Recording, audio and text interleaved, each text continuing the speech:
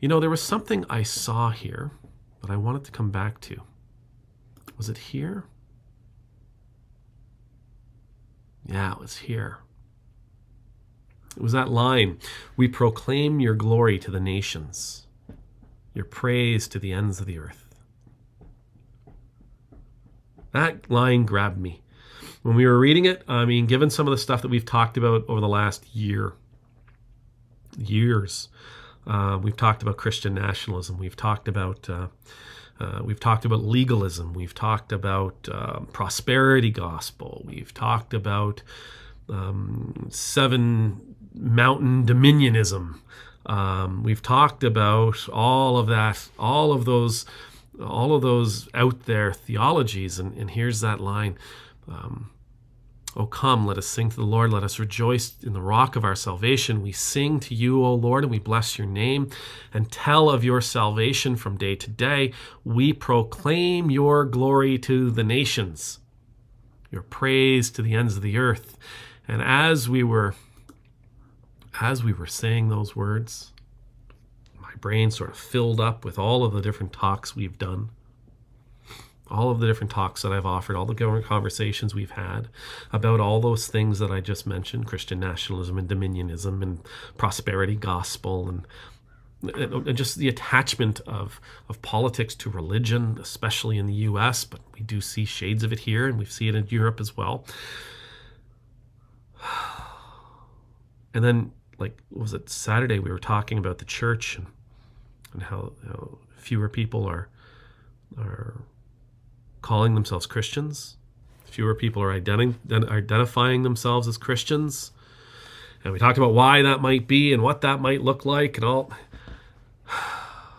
Again, look at that line. "We proclaim your glory to the nations, your praise to the ends of the earth." Do we, though?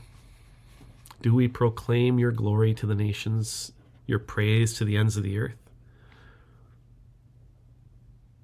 Is it possible? Is it possible that that's why the church is shrinking? Because we're not proclaiming God's glory to the nations and God's praise to the ends of the earth? Is it possible that's the reason? Because we've substituted that message, the message of God's glory, of God's goodness, of God's salvation, and we've replaced it with a political Messiah. We've replaced it with, if you don't live this way, you're going to burn in hell. We've replaced it with the church needs to be in control of the government. We've replaced it with, if you believe hard enough, God will give you blessings of riches and wealth and money and husbands and wives and cars and trucks and jets and runways and hangars. Is that possible?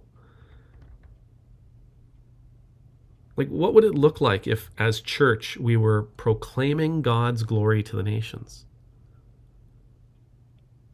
It seems so simple. Let me tell you about how great God is.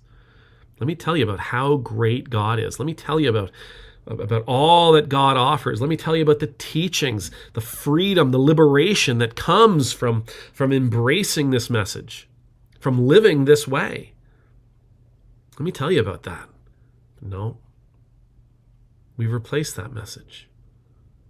We've decided, it almost strikes me like we've decided that message is too passive. It doesn't get to the core of what it is we truly want, right? What we want, and we want it now. And while that message promises us to give us what we want, it does not promise to give it to us now. So that message is too ineffective, too inefficient, too passive, too blasé, too 1950s, too Jesus-like, Christ-like. We want something. We want a message that will We want a message that will give us the results we want right stinking now. I'm not going to waste my time proclaiming God's goodness to the nations. That's planting a seed of a tree whose shade I will never sit in. And damn it, I want to sit in the shade of the tree I plant. And as a matter of fact, I want to sit in that shade right now. I mean it. I think a really big issue for the church, regardless of denomination, is it's not branding. That's not what I'm trying to say. And I'll use the term messaging. It's what it is we're sharing with the world. What it is we're telling the world about God, and what we're telling the world about ourselves. That's our big problem. I don't think that we, in all that many circumstances and all that many situations, are sharing with the nations the glory of our God. I think we're sharing with the nations how they need to obey. I think we're sharing with the nations all the different ways that God hates them. I think we're sharing with the nation all the different things about ourselves that God hates. I think we're sharing with the nations all the reasons why we should be afraid of God. I think we're sharing with the nations a lot of promises that God has never uttered, that God has never offered. I think we need to get back to that messaging.